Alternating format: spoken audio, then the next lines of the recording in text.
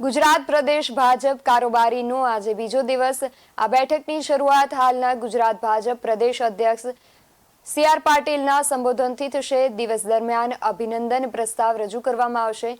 તે ઉપરાંત એક શોક ઠરાવ પણ રજૂ કરવામાં આવશે। આ બેઠકમાં સી.આર. પાટીલ, મુખ્યમંત્રી ભૂપેન્દ્રભાઈ પટેલ, કેન્દ્રીય મંત્રી પિયુષ ગોયલ, વીર રત્નાકરજી તેમજ બ્રહ્મવિહારી સ્વામી સંબોધન કરશે। આ બેઠકમાં લગભગ 1400થી વધુ ભાજપના કાર્યકર્તાઓથી લઈ મુખ્યમંત્રી સુધીના તમામ લોકો ઉપસ્થિત રહેશે। તમામ જિલ્લા અધ્યક્ષ તો જિલ્લા ઉપાધ્યક્ષ, પ્રદેશ મહામંત્રી, પ્રદેશ મંત્રી તેમજ રાજ્ય કક્ષાના તેમજ કેબિનેટ કક્ષાના મંત્રીઓમાં ઋષિકેશભાઈ પટેલ, રાઘવજી પટેલ, મુકેશભાઈ તેમજ પ્રફુલ્લ પાનસેરિયા પરમાર, પૂર્વ મંત્રીઓમાં ભૂપેન્દ્રસિંહ ચુડાસમાથી જીતુભાઈ વાઘાણી સહિત રહ્યા હાજર। જોકે પૂર્વ મંત્રીમંડળમાંથી પ્રદીપસિંહ જાડેજાની ગેરહાજરી નોંધાઈ હતી તેમજ પૂર્વ સંગઠન મંત્રી પ્રદીપસિંહ વાઘેલાની પણ ગેરહાજરી દેખાઈ હતી।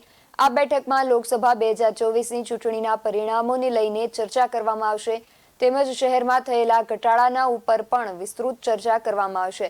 તે ઉપરાંત આગામી સમયમાં આવી રહેલ સ્થાનિક સ્વરાજ્યની ચૂંટણી માટે પણ મનોમંથન કરવામાં આવશે। આ વિસ્તૃત કારોબારી બેઠકમાં સદસ્યતા અભિયાન, સંગઠન પર્વ અને અન્ય સંગઠનલક્ષી કાર્યક્રમોની રૂપરેખા પણ તૈયાર કરવામાં આવશે।